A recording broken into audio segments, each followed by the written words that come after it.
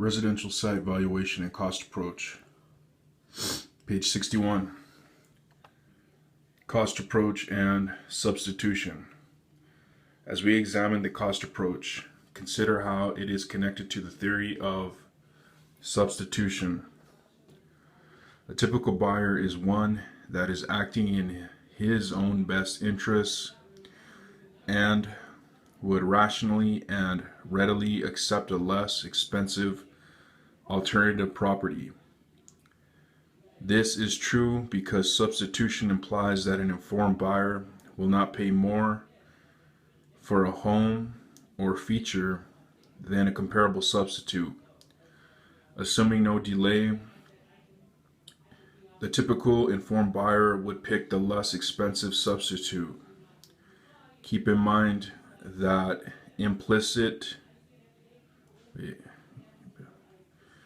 in the definition of the word substitute is the fact that the structures are more or less comparable in quality, features, and utility. Usually a buyer of an existing home will not consider costs when making a purchase decision, although sellers often do. The buyer may look at the cost of other new buildings as a benchmark of value or as an alternative, but not in deciding what price to offer. The buyer's perception of value and subsequent offer to purchase are dictated more by market conditions, comparable sales, or anticipated income, rather than the cost of a replacement home. However, with new construction, comparisons are easier for the buyer because he can readily ask other builders the cost of erecting a similar structure. For example, builders cannot typically charge informed buyers different prices for the same home unless some justification can be shown. The theory of substitution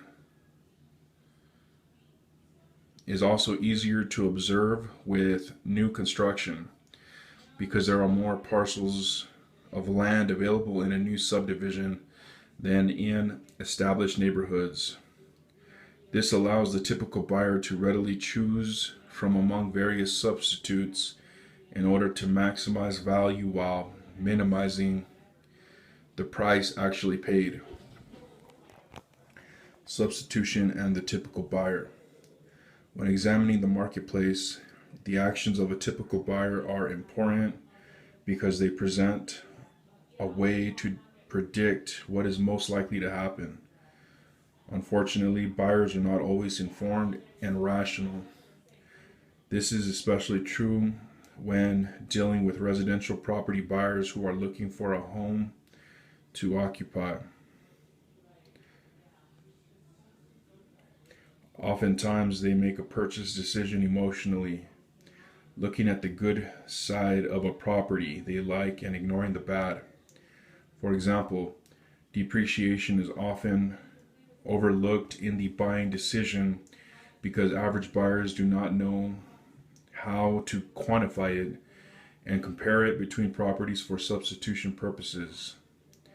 Depreciation will not likely figure directly into a home buyer's decision making process, even though it is really in the buyer's best interest to do so.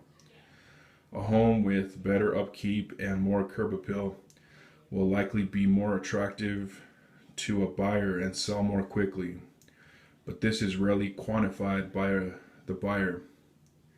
The buyer may subconsciously know that an older home with more depreciation will have a shorter useful life, but she is unlikely to do any actual calculations to figure the costs involved with the depreciation, to discern the impact on value, and then rationally determine what to offer for the property.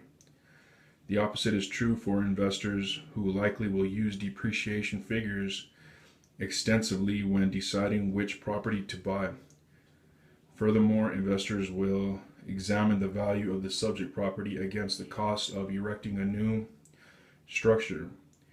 In fact, the cost approach provides a theoretical upper limit of value in the marketplace in many cases.